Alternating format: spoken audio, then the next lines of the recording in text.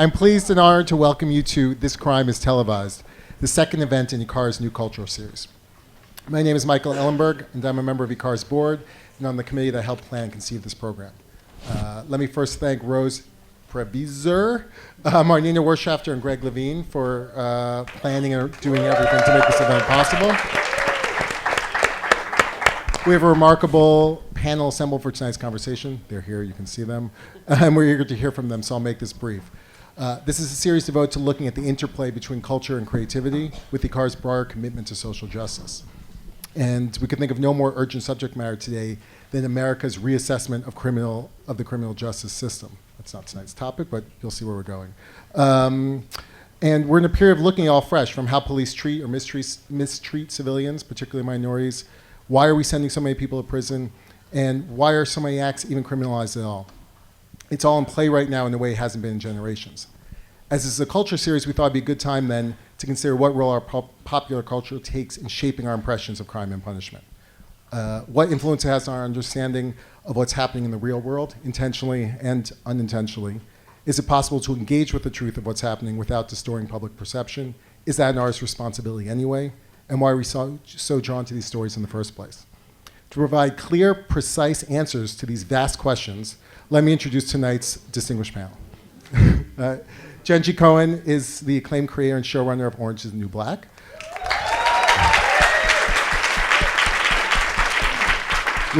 Which looks at life inside an all-female correctional facility and whose new season debuts next month on Netflix. Before Orange, she created and ran Weeds, which ran for 8 seasons on Showtime. She wrote for a number of great shows prior, from Mad About You to Tracy Takes On, beginning with Fresh Prince of Bel-Air, an Emmy winner and multiple Emmy nominee. She is also a member of IKAR. And her son Charlie's bar mitzvah speech still sets a bar for Judaic eloquence 3 years later. That's not a joke. Howard Gordon, our next showrunner heavyweight, is one of the most prolific writers and producers working in television today. He co-created Homeland, Showtime's brilliant epic spy series. A multiple Emmy winner and nominee, Gordon is also behind the breakthrough Fox series 24 and is the executive producer on FX's Tyrant and Fox's Second Chance. Gordon worked on such shows as X-Files, Buffy, and Angel prior, and in his spare time has written 2 novels as well. He also advises the Rand Center. You also have to hear my son's bar mitzvah. Don't worry. I got a joke for you too, don't worry. He also advises the Rand Center on Middle East policy, so he speaks from experiencing when discussing how artists influence public policy. Richard Cabral is an actor who was nominated last year for an Emmy for his riveting portrayal of Hector Tonts on ABC's award-winning anthology series American Crime. Previous credits include roles in End of Watch, Rampart, The Counselor, and A Better Life. Richard's acting career began when producers for the NBC series Southland discovered him while he was working as a baker at Homeboy Industries. A former gang member, Richard went through the Homeboy program and produces a live monthly poetry slam to encourage healing through art in Montebello. Finally, our moderator, Rabbi Sharon Brous.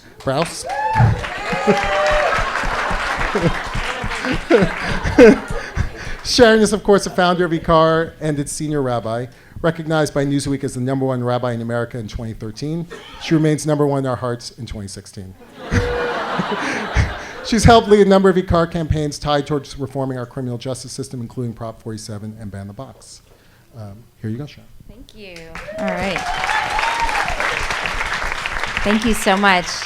It's really great to have, you could all go home and watch TV for free at home, but in fact, you're here. And Richard was asking me earlier what really is the point of this series. And I was explaining that in a city where the industry is so central and conversations about entertainment are just ubiquitous, we decided that we wanted to elevate the conversation by talking about some of the more soulful dimensions of this art, and really looking at some of the ways in which art intersects with politics, which intersects with religion and with life. And so I'm really grateful to all of you for being here, and to our amazing panelists for sharing your time and your stories with us tonight. I do want to just start by giving a special shout out to Rose, who gave birth about a week and a half ago and is here. Rabbi Gabriel Botnick did a little work in that too. So with their beautiful Lev, their beautiful new baby. So welcome and thank you so much.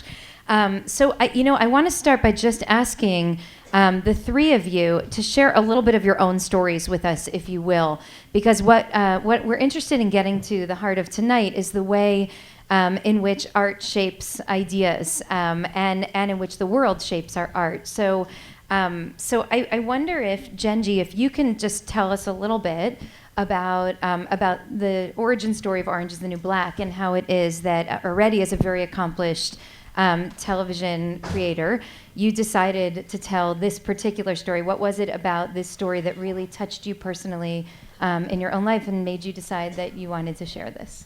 A good friend of mine sent me the book while I was on vacation, and the origin of my wanting to do it, like the origin of most of the things I want to do, began with characters.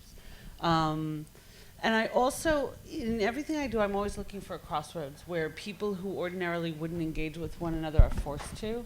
It often happens in underground economies, like in Weeds, and I was looking for my next crossroads. And I got this source material that just had this incredibly diverse, rich cast of incredibly interesting characters, which we were immediately told we could not use for legal reasons.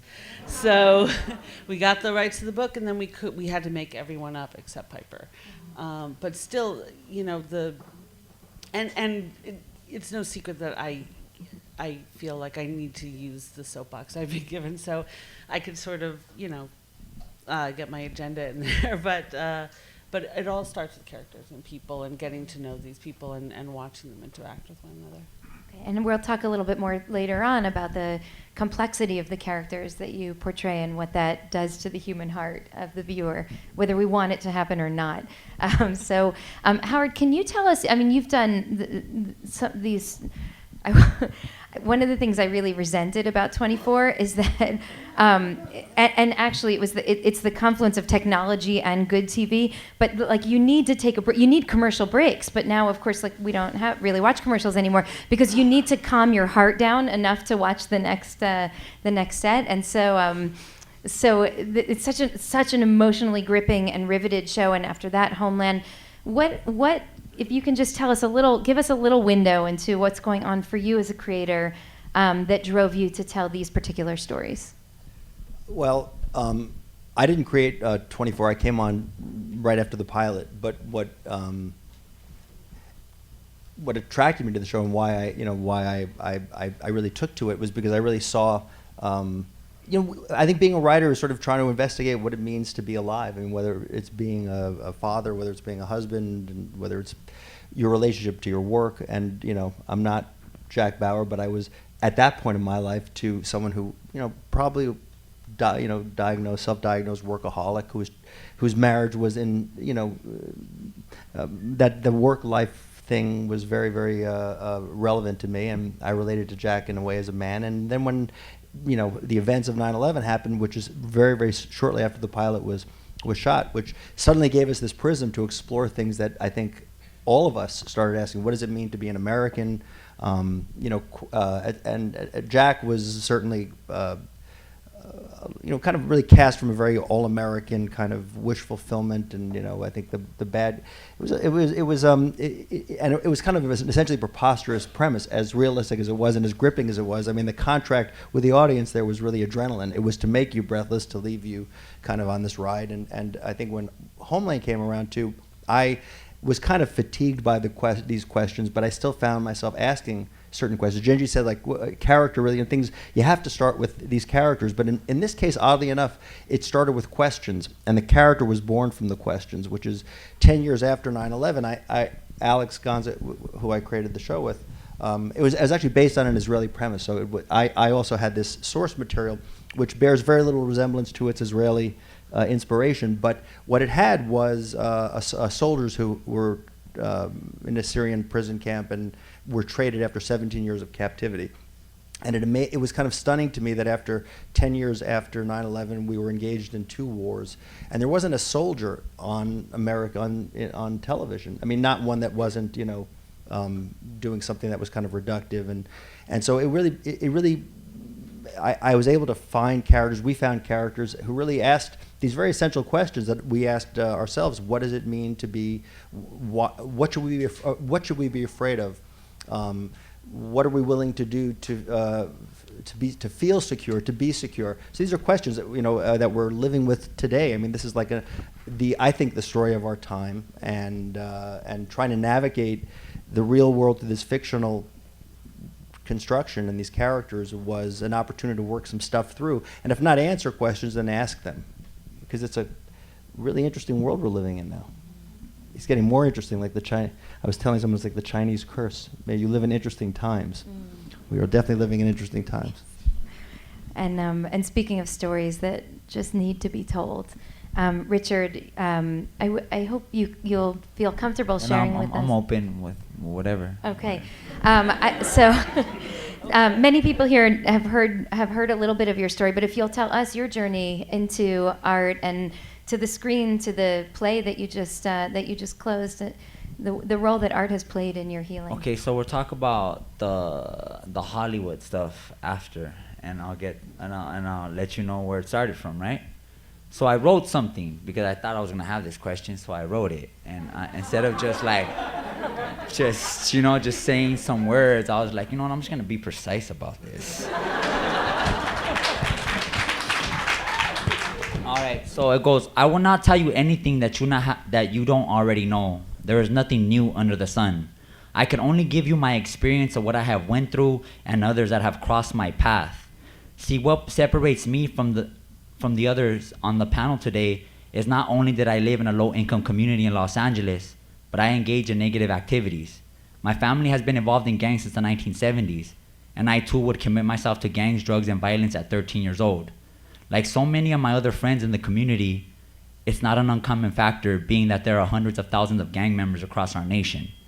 We are subjects of our environment, for if there is no hope on the streets, there is no hope in the home. For there is no hope in the home, there is no hope in these innocent children.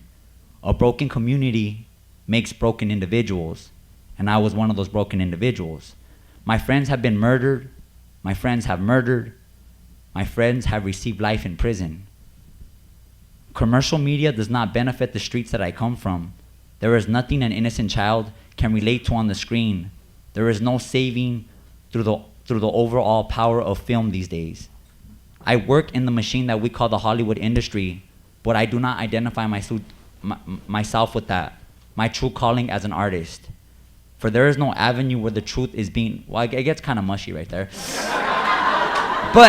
So that's where I started from. That's where I came. I come from.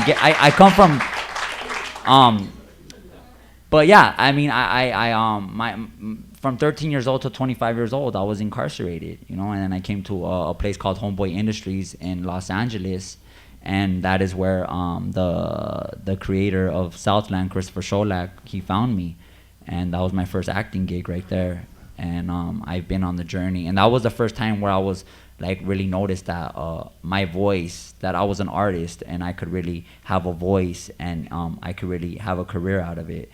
And it's been 7 years since I got out of prison, and now I'm here today.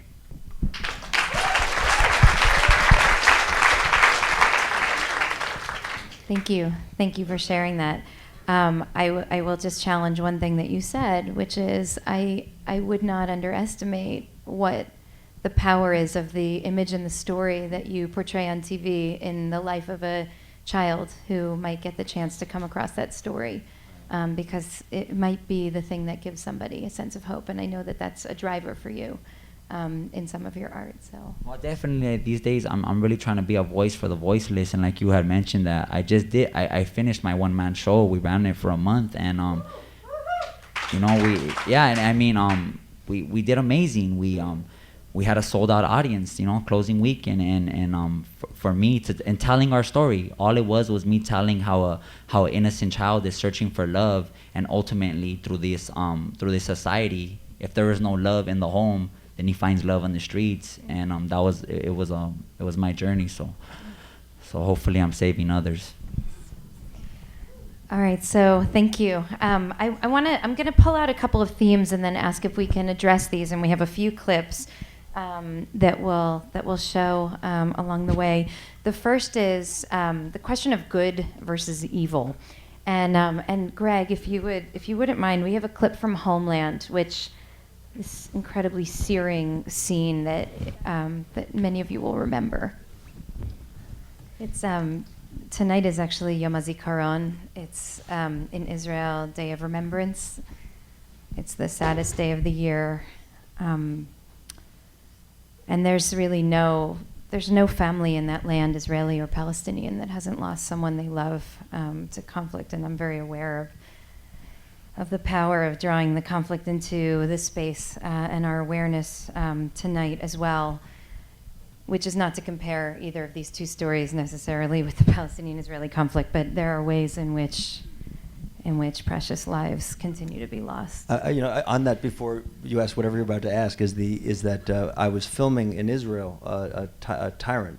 And we actually were filming Kfar Saba on Yom HaZikaron, and half of the cast are Arab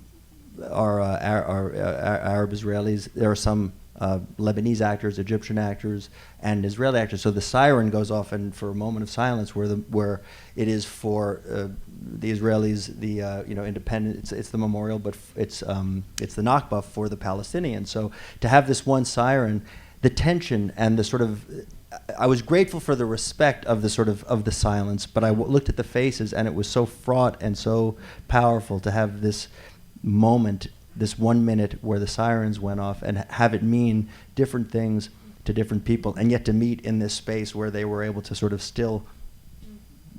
But it was very powerful. But I forgot today was that day. So what I want to ask you about is this. I mean, obviously after 9/11 happened, the president came forward and talked about evildoers and the axis of evil, and one of the things that I find really interesting in all of your work is the very complicated conversation around good and evil, and it's different in 24 than in Homeland also. But in any case, I mean, what happens and I think some of what you're trying to do, Jenji and Orange is the New Black, is taking people who have done things that have caused incredible harm, and by showing their stories and kind of introducing us to their utter humanity, it complicates your sense of what's a criminal, what's a prisoner, what is wrongdoing. Similarly, in Homeland, there's this very complicated sense where there's a kind of I remember how uncomfortable I was when I saw that scene for the first time, and you sort of don't want to know that there's some kind of, however warped, justification for an act of terror. It's much easier when the world is just good or evil, and yet part of what's happening here through art is you're complicating that notion for us. So I want to let me just share an idea with you first, and then let's reflect on it together, and each of you through your own stories. I'm interested in hearing your reflection. So Rabbi Jonathan Sachs writes a new book on religion and violence, and in it, he talks about dualism. That in a sense, in both Christianity and in Judaism, there were sects that came in early Christianity, and also in Judaism, like in the time of the Dead Sea Scrolls. And these were people who really believed that there was a good God and an evil God, and that there were good people who were fundamentally good and people who were fundamentally evil. And he talks about when you create a fundamental divide between goodness and evil, you can essentially dehumanize the other, and then you can justify any kind of violence against the other. But actually, at their purest form, both Christianity and Judaism hold that people are complicated beings that hold both good and evil. And some of our greatest heroes in Torah and the Hebrew Bible are people who might do terrible things, but have a deep compassion as well, or people who are heroes and leaders and fail as fathers, fail as human beings. And so, in a sense, holding complexity makes it much more difficult. It makes it more difficult both to commit acts of violence and also to justify policies that create an other. And I wonder if, since all of your work sort of touches on this, if you can reflect a little bit on the complicated notion of good versus evil and the way that you try to complicate that through the portrayals that you're putting on the screen. I think it's good versus evil is a huge problem. It's fundamental. It's fundamentalism, which is one of the most frightening things, I think. I don't think there is black and white. I think everything lives in the gray. And we have our moments where we are good and when we are evil. No one is always all good. No one's always all evil. It's all muddy. We are too complicated, and so often we want to retreat to the simplicity of good guys and bad guys, of right and wrong, and I think it's dangerous, and I think that's what fundamentalism is. I think this is the way, it's the only way. When I recently went to San Quentin for like a TEDx thing, and we sat with all the prisoners there, and there was one guy who was saying he was in a group and they figured out that they were serving 739 years for 14 minutes of crime. And they have feelings about what they did. Some regret it more than others. But it was a moment in their lives, like on their worst day, when the worst thing happened. And the question is, does it define them as human beings? And you want to be generous and say, no, it does not define you. However, if you're the victim of that crime, you just want to paint them as evil because you're in pain and you want some sort of justice, even though there isn't any. But, I think the battleground is to stop allowing people to live in such a binary world, and force everyone into those gray areas. I think a lot of the rhetoric we're hearing from Trump reinforces these are the good guys and these are the bad guys, and I find it very dangerous. Yeah, I mean, I find it really, certainly it's a challenge writing bad guys or the guys who are traditionally bad guys or who actually have to serve in the story as the bad guys. But no bad guy wakes up in the morning and says, I'm a bad guy.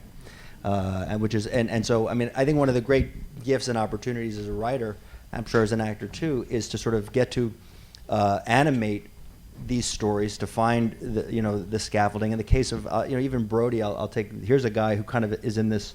For those of you who haven't seen the show, he's a guy who was a prisoner who was actually captured 10 years ago. He's released, and Carrie Matheson thinks he's a terrorist, or he's been turned by the bad guys and is actually here to do something bad. And in Alice and my, while we were investigating, like what would make a guy, what could possibly make that happen? What circumstances? I mean, and it turned out, just the short version of it, that really was kind of an epiphany for us. Well, he was not brainwashed. It wasn't Manchurian Candidate. It wasn't any great a true belief or ideology. It was in fact just the fact that he bonded in a very human level with the son of his captor. He tutored this kid, and this kid, which is the son of the guy, Abu Nazir, the guy you just saw, and at his school, the school was bombed by a drone strike, and it wasn't just the fact that the drone strike killed, I can't remember, 70 kids,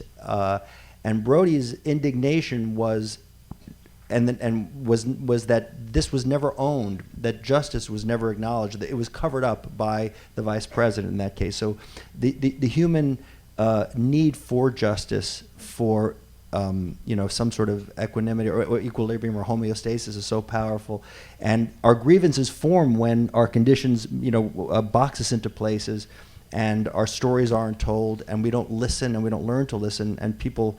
So I just think we have as writers and artists, I think, I don't know if it's a responsibility, and I call it an opportunity to sort of animate that exquisite part of being human. I mean, people say politics demonizes and art humanizes, and I think kind of that's what we get to do. And I think in that way, storytelling is really a powerful opportunity to illuminate what it means to be human. And as Jenji said, we're all everything. We're all capable of terrible awfulness. And in the case of Tyrant, I mean, the guy in this case, it's based a bit on Bashar Assad. I mean, he was 1 year an ophthalmologist or getting his training in London. His wife is a beautiful hedge fund person. 8 years later, and then he gets through accident, gets to be the head of Syria because his brother dies, And he's this great hope for Western civilization. He's a great leader. He's Western trained. He's there with his wife, and now he's one of the most, loathed, hated war criminals in the world. And I'm sure one night he and his wife must be sitting there. I can't imagine what they're saying. What do they say to each other? How did that happen? So, anyway, I just think those things are really interesting. We agree. But- I just see it from a perspective of just like knowing so many guys that I was in jail with, and just really finding out who these people were. And on paper, like the law might consider them some of they belong in jail. But I had a chance to really everybody has a reason why they become what they become. And I look at some of the guys that are still struggling today, and a lot of them are doing life in prison. And some of my friends had those guys that are still struggling to this day 20 years later, his mom used to smoke cocaine, and his dad was a gang member. And when you grow up with those in that situation, in those circumstances, how can you not go to jail and turn to something my other friend, he got out of prison. He got out of prison, and he ended up going back for a murder. And I remember this guy, and I remember having these beautiful conversations with him. And he was my Sally for 7 months, and I seen the human side. He was a kid. He had been in prison for probably from he was 18 to 23. So he still had those genuine kid qualities. But his dad used to tie up his mom and beat him in front of his kid, in front of him and his sister. And that was what turned him into that, and he came out and he committed that crime. And I'm not saying it's okay to commit that crime, but how do you how do you transform into something good while growing up in a horrendous environment like this, And that's kind of what I think about when we ask these questions. Right, and it's so much simpler to just look at the crime than to look at the context. Yeah, where did it come from?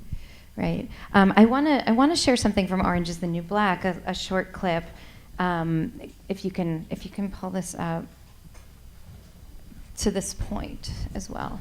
So I want to take the previous question one step further. And so we have this idea in the Jewish tradition of Teshuvah, the notion of return, and the whole thing is premised on the fact that people make bad choices, that we make mistakes, and we all do.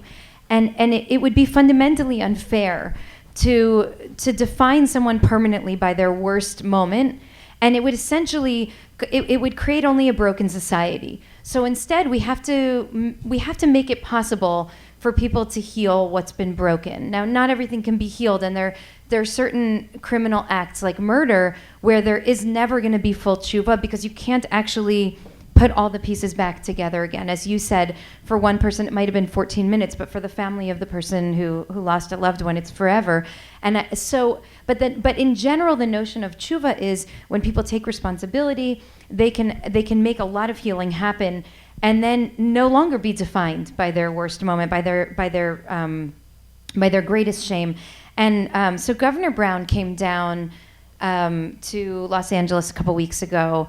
And many of you were probably at IKAR this past Shabbat when we had an incredible bar mitzvah, Debar Torah, where our bar mitzvah student was asking the question of if a person is fundamentally defined by his worst moment, or if you can cast away your bad actions and just become defined by your humanity again. And so I said what Governor Brown had shared he came down here in order to talk to a group of rabbis about some prison reform, sentencing reform work that he's trying to get on the ballot in November. And he told this story that Jean-Paul Sartre wrote in his biography of Jean Genet, that he said, "I never knew that I was a thief until someone pointed at me and said, 'thief.' And then I knew what I was." And so I want to ask if you can reflect a little bit on the way in which you are complicating the notion that a person needs to be or ought to be defined in some way by these externally defined qualities that often point to the very worst of ourselves, and how you try to complicate that notion through your art. I mean, basically, the point is to present all these people as people with their own stories and their own experiences. But it's really complicated. And in going through, we have discussions with them all the time. Not everyone is in prison accidentally or, because they were meaning to do something good and they end up in there. There are people who do really bad things. And it often comes from damage, from serious damage. But then there are the people who come through damage and don't do awful things. And so how do you reconcile that? And how do you stop the damage? And what do you do if you can't fix it? Because there are generations, the cycle of poverty, there are generations of people who are just, they can't seem to break the cycle. And what do you do at that point? And it just gets more and more complicated. And then on the other side, you have people who live, this is a big theme for what we're discussing for season 5, who live in their victimhood because there's power in being a victim. And if you let go of it and try to heal, you lose power and status in a certain way. And so people hold on to it. So we just bring all this stuff into the room and we talk about it and we just sort of filter everything through the characters we love or don't love and just create a human experience. I think that's the best we can do. As an actor, just really just finding that 3 dimensions and giving that I'm not, I mean, what you said, I'm not as good, I'm not my worst mistake. I'm not, that's, I mean, I did that, but that doesn't define me. And I think really tapping into my personal experience that there is hope, that and just constantly just having that in me and whatever story I'm trying to tell is that, like, no is that's how I try to present these characters that I work on. But there's there's a joke. There's a guy in a bar and he's drinking and he's really upset, and the guy next to him says, what's wrong? And he says, you see this bar? I built this bar. I spent hours polishing, but do they call me Jerry the bar builder? No. And you see the well out there? I dug that well and I put all the rocks on. I put the bucket down. And do they call me Jerry the well builder? No, but you fuck one goat.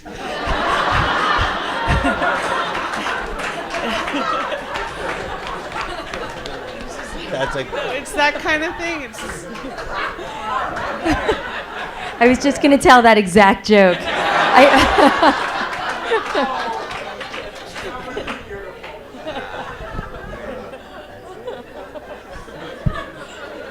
so there's a rabbi, and he.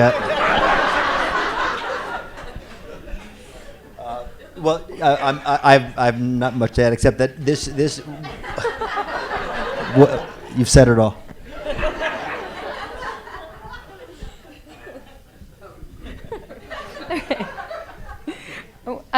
So okay, I'm gonna change the. I want to show a clip of Richard. So just to this point on Teshuvah, and then we'll transition because I actually, Howard, I have a hard question for you, and then we'll open it up and see if other people have hard questions. So good.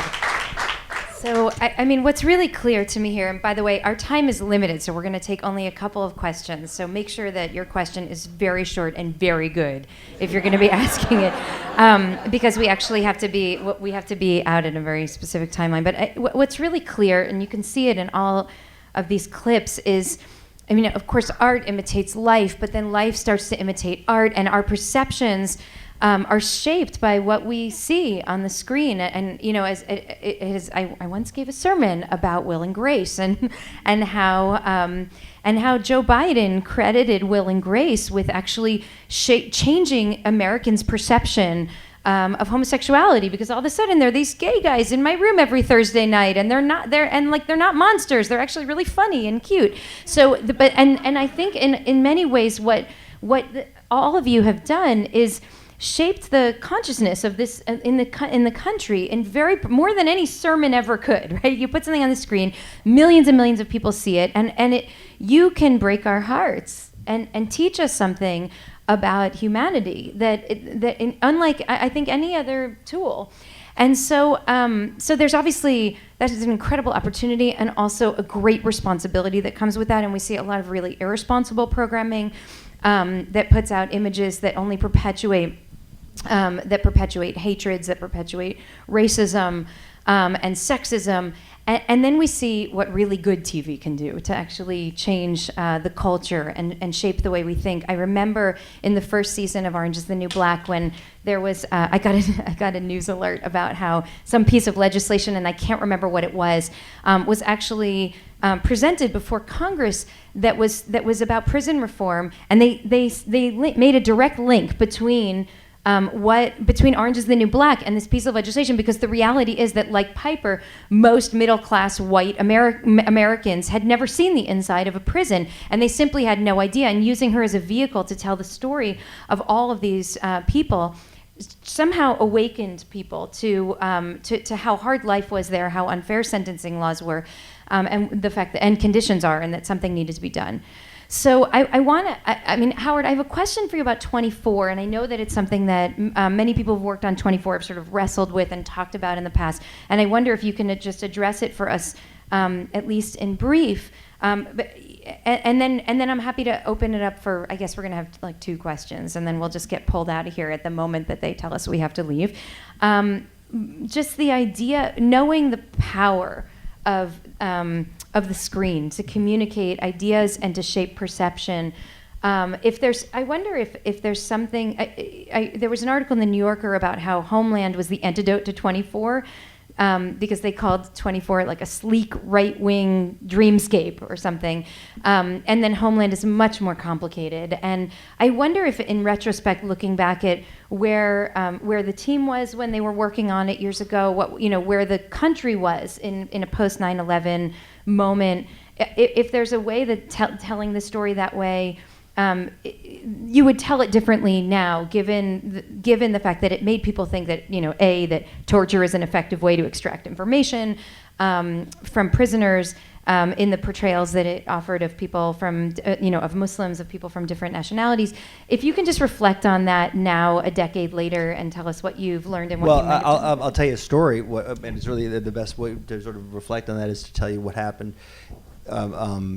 Again, this is a story to me, from mine, about again, Jack Bauer didn't redefine the American hero. He did very extreme things. I think at some level after 9/11, our fear was so great that wouldn't it be great if we had a guy like Jack Bauer who took care of business and stuff like that. And in the second season, there was a family of terrorists living in a suburban community, and on the 405 was a big billboard, and the line was they could live next door, they could be next door. And we had nothing to do with that particular campaign, but nor did I really think much of it had I seen it myself, except, boy, that's kind of a really compelling trope. And I was contacted by MPAC, Muslim Public Affairs Council, and by CARE. And they came and asked just to meet, and and it really kind of started the beginning of a journey, which really was a bit of a kind of a consciousness raising one, which is just the power. It's like the Twinkie defense. It's just a TV show. You can't just wave your hand and say it's just a TV show. Figure out the difference between that and when you realize that there were people who were Americans who were afraid, terribly afraid at that time, and Muslim Americans who were afraid of being Americans, Muslim Americans, that we were kind of midwives or potentially midwives to the xenophobia, and it was really kind of an awakening thing to me, and so I think we made some adjustments pretty quickly in the way we told the story, and we, look, I have been called an Islamophobe, a torture monger. I mean, people conflated, Joel, who was one of the creators, happened to be at the time kind of a very public conservative, and in the New Yorker, I think it's actually very reductive and basically not true that Homeland is an antidote or an answer to 24. They're very, very different shows.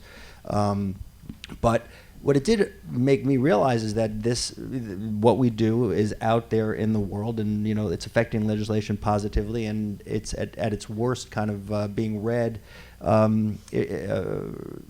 irresponsibly. At the same time, it is a show about counterterrorism. As Jenji said, not every person who's in jail is a misunderstood. This wasn't an accident. So it is a show about terrorists and counterterrorism, and so at some level, it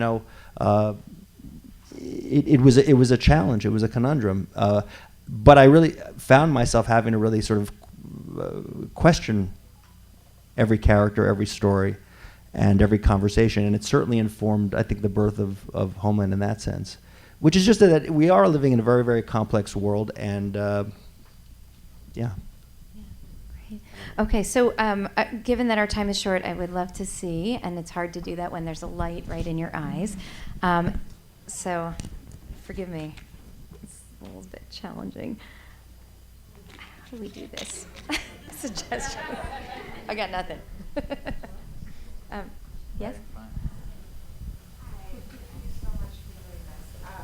This is like a completely different idea, so I apologize. But when you said no one wakes up and thinks they're the bad guy, I thought in my own healing process in this, that I myself have portrayed in my own mind, thought of myself both as a devil and an angel, and I kind of flip-flop between those two things. And I was wondering if the violence that everybody sees without in the demonization is kind of a reflection of the demonization that's taking place within ourselves. And I was wondering if you could comment on if you guys had to go through any process in yourself in order to be able to hold this kind of balance. Yeah. I think really with this with my one man show, like that was the most recent art that I did. My work that I did. Definitely just having to go to those memories of like leaving my son, and just having to deal with that like this whole month, and but knowing that in order for me to heal through my art, I was gonna have to go through that, and just constantly telling myself that like it's all right, like it was the past, it happened, and again, you are not what your worst mistake is, and just constantly having to wrestle, and so hopefully, that's me. Is Scott? Anybody else?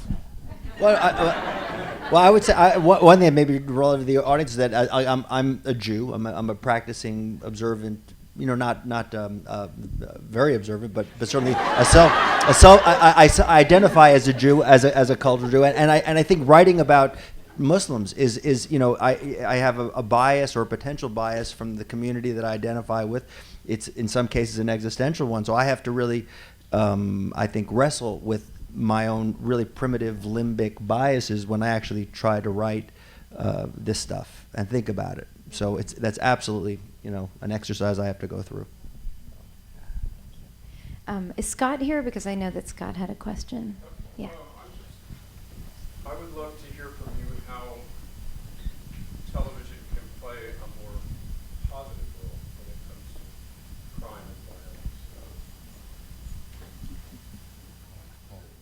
Well, if you're sitting home watching TV, you're hopefully not committing crime.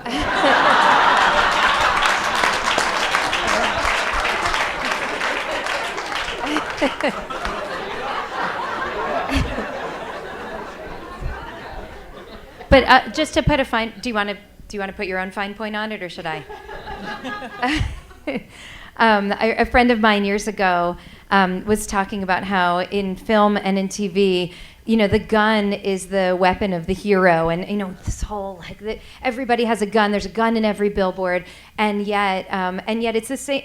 Many of the producers and writers of these shows are also people who are very concerned about gun violence, but don't draw the connection between what's happening on the screen and what's happening on the street, and the heroization of the weaponry, weapons of war, in people's hands. It makes guns very sexy when all your heroes are holding guns.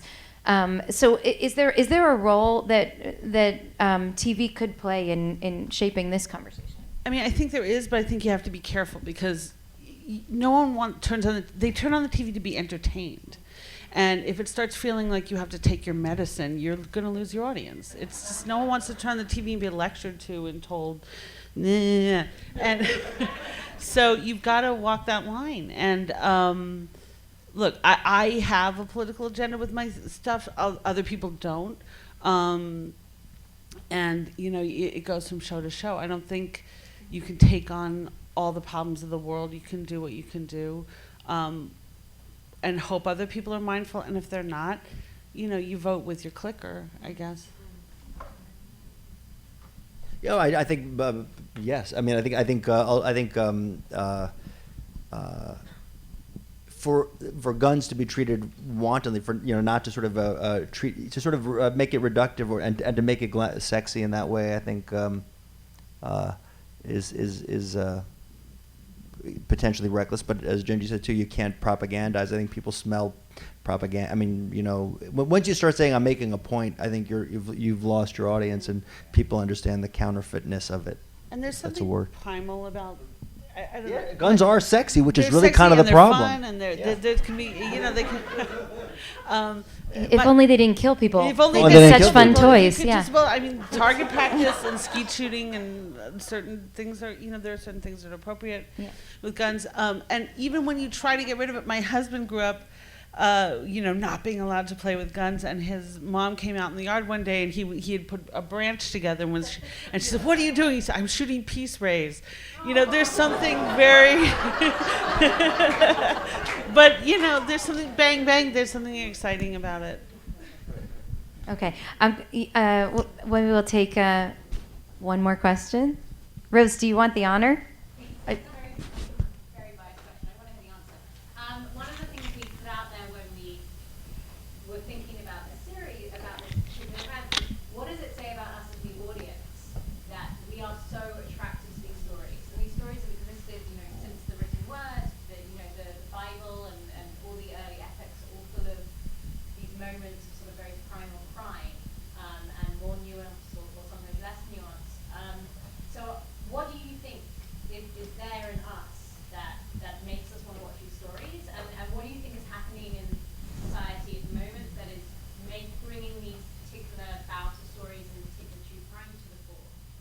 I mean, I think it's a lot of what she was saying. There's the angel and devil in all of us, but for the grace of God, you do bad things and you're not caught, or you want to do bad things and you don't, or you do bad things and you get caught, and there are consequences. But it's a very human thing. We're flawed. We are all deeply flawed, and we fuck up all the time. And you can identify with people who've gone way over and make yourself feel better when you say, I didn't go, at least I'm not that bad.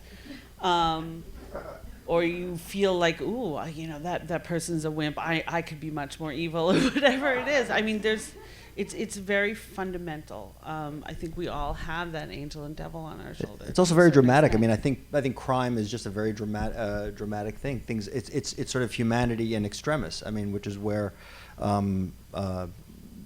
people's characters really emerge. I mean, this is where your best self or your worst self comes out. And I think at some level, I think crime stories are told because I think people recognize that there is, we are a violent species. I mean, who knows? I think the word is still out whether this was actually a terrible mistake or some kind of terrible joke. I mean, we'll see. We're very, very young in that. But I think people watch crime shows too to sort of see that there's some kind of order. I think traditionally, I think people like cop shows and because somebody caught the bad guys, it made us feel better that there is some justice and some order in the universe. Things have gotten sloppier in storytelling. I mean, but I think traditionally it had that kind of fairy tale function. Do you want the last word, Richard? No, I mean I agree. I fully agree. We come from society, from a human species of war. We that's how we got to America. We came and we killed people. That's and we tend to forget it, but that's how our people came over here, and it's in us, and sometimes we wanna get close, but not too close, we just wanna see it, And I remember like working at Homeboy Industries, like people come in all the time and just like, don't touch the monkeys, don't touch them, but they're there. That's how I feel sometimes. Like we're in the bakery and like they're just a tour coming in and like in the end, but it's just like want to get close, but not too close. I mean, it sucks, but it's just, yeah. So one of the things that that we were reflecting on in preparing for this, and my colleague Rabbi Tzadok pointed out that the most criminal act of the Torah is actually the one that doesn't happen. The most violent moment of the Torah is when Abraham holds the knife over his son's throat and then doesn't kill his son. And for thousands of years, people have been captivated by the moment of violence that didn't occur. And in a way, it's very interesting to see the increasingly graphic nature of violence that's on TV and in film now. And it's like there's a kind of hunger for more and more and more of it. And I think there's a bit of like a rubbernecking delay effect happening, which like we want to see it because it feels safe to see it on screen, as if we'll be protected from actually having to see it in real life or something like that. I think that's happening in the psyche. So in any case, I think we have to stop. Is that right? Yes? Okay. There was a mission about that someone posited that he actually did kill Isaac in revenge for Ishmael. What was the first son? Ishmael. Yeah, Ishmael being taken away. He resented Sarah having him and wanting to, and there was posited in this, maybe it was a paper. Maybe I don't know, that he actually did go through with it, and it was vengeance for losing his first son, and not being able to raise him, and his loyalty was with him. Again, it can be interpreted all sorts of ways, and there, people hold it up as this great thing that he was willing to kill his son, but it's also like this horrible thing, and God never spoke to him again because he was willing to kill his son. So, you say this is horrible act, but then there are these million ways to look at it. Right, and actually, since we're on the Akedah, and this will be a nice way for us to close on the story of the binding of Isaac. That the two men go down the mountain, but not together, and they don't ever connect again. And if you look carefully at where Isaac goes when he gets down off the mountain, he goes right to the town where Abraham's first son and Ishmael and Hagar fled to when they were kicked out of Abraham's home. And so the idea is that through this act of near violence, he sees the possibility of reconciliation and healing. And so he goes to make some kind of reconciliation with his long-lost brother. So I hope that similarly, somehow through these acts of violence and criminality, and through portraying these stories and sharing these stories, that we also come to an awareness of the possibility of healing. I think in ways that the three of you have done, in absolutely breathtaking ways, you've shown us the deep humanity that's at the heart of many of the people who would otherwise be completely labeled in our society and not even seen as human anymore, and that is an incredible gift. And I hope that for many people this will be part of a healing journey, and for us as a society will help return all of us to our humanity. I want to say that at IKAR, in our organizing path, our Minyan Tzedek is our justice work at IKAR, and we've been focusing on criminal justice reform and looking at mass incarceration. This past Shabbat, we had a big focus on mass incarceration, a beautiful interfaith gathering. And this work is ongoing. There's the governor's initiative, Ban the Box, Fair Chance Initiative. There's a lot going on. So if people are interested in getting involved in this work, we would absolutely love to have you on board working with the organizing path. And I know a number of people are here tonight. So please come and join us in helping translate art into life. In a moment, we're going to close, and then everybody's invited to go out this door, and we're going to go into the back. We have to exit the room fairly quickly, so if you wouldn't mind, save the schmooze for outside, where there'll be food and drink, and we look forward to continuing the conversation. Thank you so much to Howard, to Richard, to Jenji, and to all of you for being here tonight. We thank you.